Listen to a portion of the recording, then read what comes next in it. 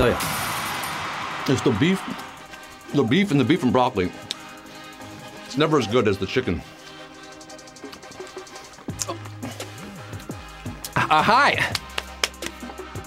Hello. Hello. Woo. Well, 'twas the night before Quizmas when all through the house, not a creature was Googling. Not even a mouse. Not even you. You, Alan. Ho, ho, ho. Hello, HQties. It's Christmas Eve. It's Quizmas Eve here at HQ HQ. I passed through the 7 levels of the candy cane forest, through the sea of swirly twirly gumdrops, and then I walked through the Lincoln Tunnel just to be with you here tonight. And I'm so delighted to be celebrating Christmas Eve with you on this silent night, this holy night. That is some good lo mein. It might not be so silent though if you win, right? Could be some celebrations, loud celebrations. We've decked the halls, we've stacked the deck. Oh, come all ye faithful. It's gonna be a nut-cracking good time tonight here on HQ, the trivia game show where you answer questions to win cash. I am your host with the Holy Ghost, Quiz Kringle, AKA the little quizzer boy, AKA Scotty Claus, AKA Judolph, the big-nosed reindeer, Scott Rogowski, rocking around the Christmas tree live from NYC with all 497,500,000 plus of you, including Keegan P., Cass Anderson, Caitlin Goobert, the Fordham women's basketball team, Ethan Sterling, my 5,000th follower on Instagram, @TrapTrebeck, and a happy birthday to David Zoller. Is this your first time shimmying down our chimney here on HQ? Well, there's a plate of non-GMO hemp milk and gluten-free cookies by the door. And while you snack on those, let me explain the rules. I'm gonna ask 12 questions ranging from easy to hard. You're gonna have 10 seconds for when I start reading the question to tap the correct answer. If you do get it right, you move on to the next round. If you make it to the end answering all questions correctly, you win or split the cash prize. And tonight is a special night. To kick off 12 days of Christmas, we are giving out a record-setting, all-time high prize amount. It's not $1,500, it's not $5,000, and it's not $10,000. Tonight's prize is 12,000 drummers drumming, 12,000 dancers dashing, 12,000 US dollars. That is good all around the world, even at the North Pole. For 12 large, you could buy a brand new 2018 Sleigh hybrid, 58 miles per gallon on the Skyway, fully loaded, power windows, lock, steering, fog lights, GPS, Sirius XM. Head on over to your December to Remember sales event tomorrow and pick up your new sleigh if you win tonight, if you slay on tonight's quiz. Now, I made my quiz. I checked it twice. We're about to find out who gets the questions right. Scotty Claus is coming to town, and all I want for Christmas is you to win HQ. Now, make sure your device is charged. You've swiped away that chat if it's distracting. You put down that fruitcake for just a few minutes. I know it's so delicious, you can't put it down, but it's sticky. Make sure your hands are washed. You gotta tap the right answers, okay? You got it? You ready for this? Let's get down to the nitty-gritty, baby. You wanna get down to it? Are you down to get down with the nitty-gritty? Do you wanna get this show on the road? May the best brains win. Tonight, here on HQ, we have over 530,000 people in the game. That makes us, I think, more populous than the city of St. Louis, more than Omaha. We're setting records tonight, people. This is it. Q1. Let's do this. Which of these musical acts is best known for hip hop? Kendrick Lamar, Andrea Bocelli, or Celine Dion? Best known for hip hop. Kendrick Lamar, Andrea Bocelli, Celine Dion. You know, he's only 30 years old with 7 Grammys on the shelf already. His critically adored album was released this year. It will surely increase that total. I got K. Kendrick Lamar, straight out of Compton. You know it's Ken. You know it's Ken. I got royalty and loyalty inside my DNA. We have 471,109 pimping a butterfly tonight. They got the yams. The rest of you are saying, damn. Be humble. Sit down. You know, Celine Dion, she did drop a fire verse on the Ante Up remix. Celine Dion now. MOP now. What you want now? I want Q2. Q2 for the 471,000 plus. Moving on. A crepe is like a thinner version of what? Pancake, hamburger, or orange? Holla. I got. Oh, Kenny. Love that Lamar. But I'm asking about crepes now. It's a French creation. Bon écrière ou Nutella et banane. You've been there. You've eaten that. Crepes are like super thin pancakes. Love me a good crepe. French crepes. You can get them in Montreal too. Or you know what? You can get them pretty much anywhere now. 432,468 are carb loading on this quiz tonight. The rest of you got flattened on that one. I like that most of you did know what crepes are. We should all know what crepes are. We should eat them all the time. Q3. In Charles Dickens' A Christmas Carol, what was Mr. Scrooge's first name? William, George, or Ebenezer? Charles Dickens' A Christmas Carol. The miserly, misanthropic Mr. Scrooge was visited by three ghosts of Christmas. You remember this story. One of the most famous characters in English literature. Look who's in the freezer. It's Uncle Ebenezer. Ebenezer Scrooge. And it's gonna get cold, cold, cold, cold, cold. Ah! We got Uncle Ebenezer Scrooge. 392,971 know their kneezer from their tweezer. The rest of you are saying, bah humbug, you're seeing ghosts. But 392,971 understand the true meaning of Quizmas tonight. They're inching ever closer to the grand prize, $12,000. Give me Q4. In the context of audio and data storage, what does the C stand for in CD? Compact, concentrated, or computerized? CD. What does the C in CD stand for when we're talking about music CDs, data CDs? CD was revolutionary in the 1980s, ushering in a world of digital music long before MP3s and Napster. I mean, now we're all streaming, and CDs have gone the way of most of the places that sold them, like shout out to Sam Goody, Coconuts, Tower Records. What does the C stand for? Compact and compact disc. That's right, CD is compact disc. Do you remember CDs? Is it like a foreign thing to you? Are you that young? 366,521 remember. The rest of you are scratched. You're skipping. Not to the next question. You're getting pulled out of the CD player and getting thrown away. Sorry about that, but we got Q5 for the rest of you skipping along. That vertical indent between your nose and your mouth is called what? Crestling, plinth, or philtrum? What do you call that indent right here between the nose, the upper lip, AKA medial cleft, AKA intranasal depression? It has pretty much no biological use for humans, although Angelina Jolie does have a very nice one. James Earl Jones has a very large one. The Greek translation of the word means love charm. It is a philtrum. Philtrum is that little space right here. Mine's covered up right now by my mustache.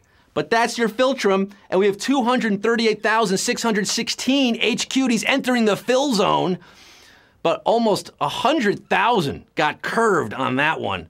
You're out. Hit the bricks. Come back tomorrow. You can still enjoy your Christmas, right? Go back to your fruitcake, your figgy pudding. 238,616, they got Q6, the halfway mark. Which of these companies has not owned a majority of consumer products manufacturer Braun? Procter & Gamble, InBev, or Gillette? Not owned a majority of Braun. Do you know Braun? They make the shavers and the Oral-B toothbrushes and, you know, a lot of beauty care and grooming products. They've been bought and sold, chopped up over the years since they were founded in 1921. From 1984 to 2007, they were a wholly owned subsidiary of Gillette, the best a man can get. Now they're a subsidiary of Procter & Gamble, which bought Gillette.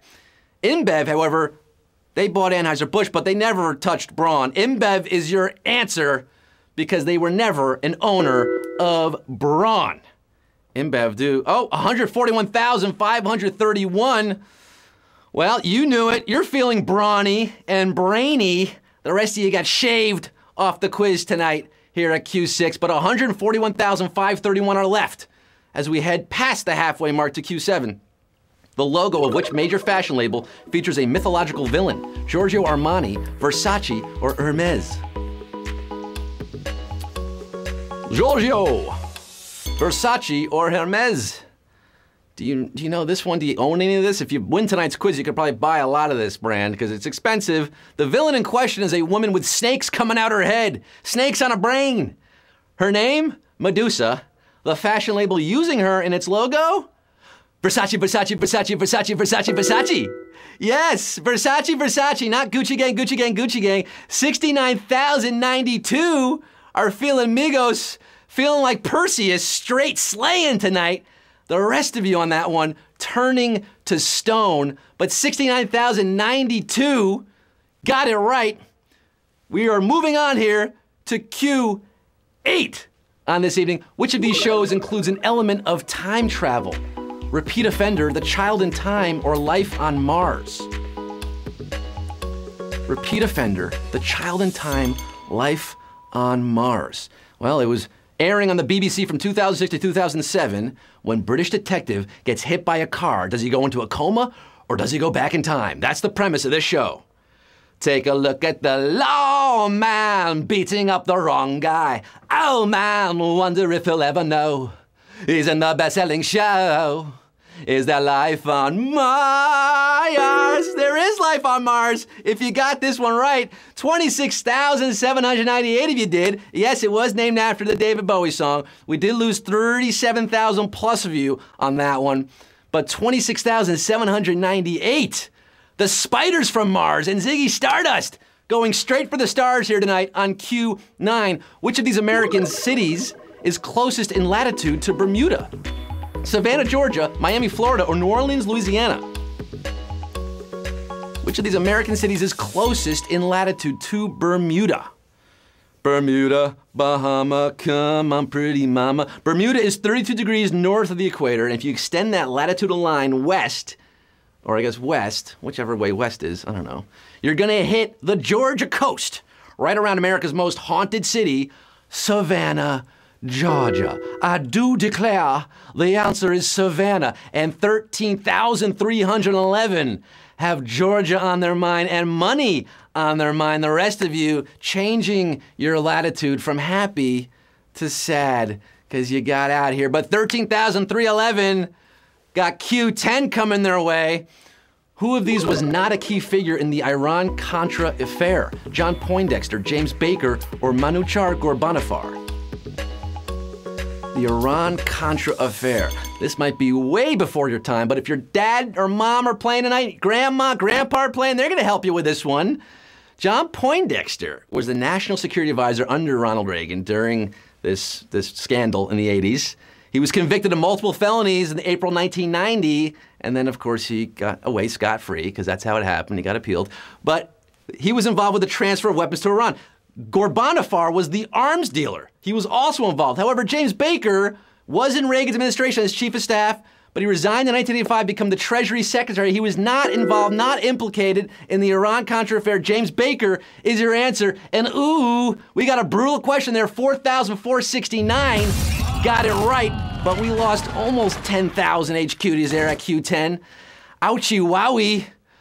4,469 remain. 2 questions remain here. It's a lot of players left. Could have some splitsies, but these last couple questions could be savage. Q11, which of these chemicals is not used in dry cleaning? Perchloric acid, liquid silicone, or glycol ethers? You ever wonder what goes into dry cleaning? You did, didn't you? Well, now you're gonna find out.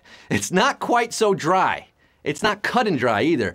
They actually soaked the clothes in a solvent, made of different chemicals. Maybe you heard about a PERC chemical that was banned in California in 2007 after being identified as a carcinogen. Well, the ban doesn't start until 23, and the PERC in question is perchloroethylene, not perchloric acid. Very different. Perchloric acid is highly corrosive and not used. And ooh, boy, Oberto, 873 got it right, but over 3,000 hung out to dry there. On Q11, the penultimate question, ooh, it got frosty there for a lot of you. You thought you knew it. You came so close to that big, big money on this Christmas Eve. Close, but no e-cigarette. That's what I like to say. I'm updating the phrase.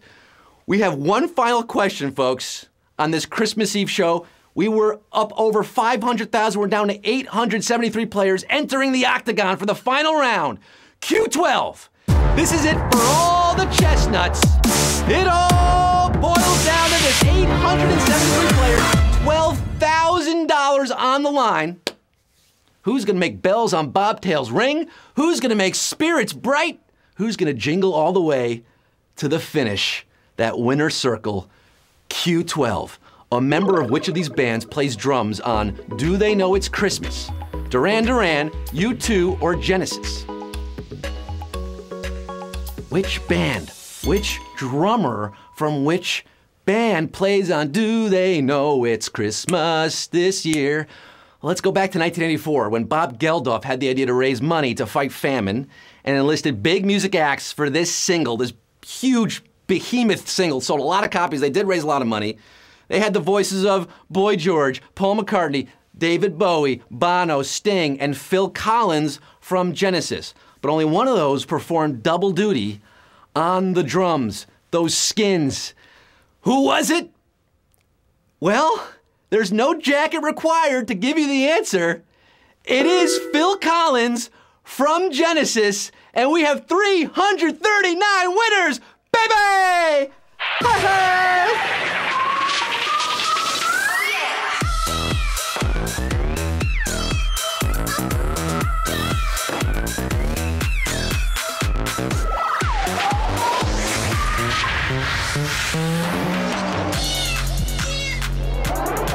Joy to the world and joy to the 339 winners tonight on this Big Money Sunday Christmas Eve show. You're all taking home $35.40 frankincense here on your Sunday night. You can spike a few nogs with that money. Congratulations, guys, all 339 of you. A little Christmas cheer coming your way, a little Christmas bonus.